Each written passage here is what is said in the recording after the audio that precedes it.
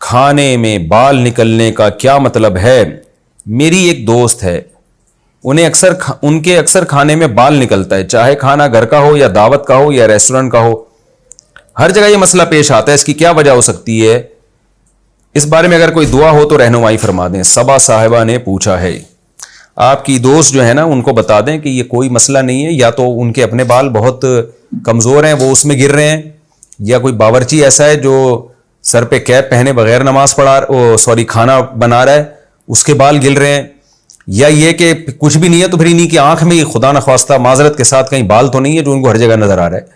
تو ایسا کچھ بھی نہیں ہے، کھانے میں بال اگر ان کے نکل رہے ہیں تو کھانا گندا ہونے کی علامت ہے کہ کوئی کہیں سے بال گر رہے ہیں اس کے اندر،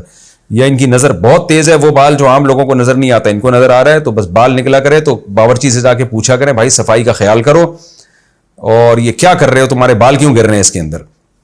یا یہ کھاتے ہوئے ان کے اپنے نہ گر رہے ہوں کہیں، اور کوئی جادو جن ٹونا وونا یہ سب یہ جو ہے نا اس کے نام پہ روحانی علاج والے ان کو الو بنائیں گے اور اب ان کی دکانیں چلیں گی۔ تو اس لیے فکر چھوڑ دیں اس کی، کھانا کھا لیا کریں آرام سے، اور دیکھیں کہ بال آ کہاں سے رہے ہیں۔ حنفی امام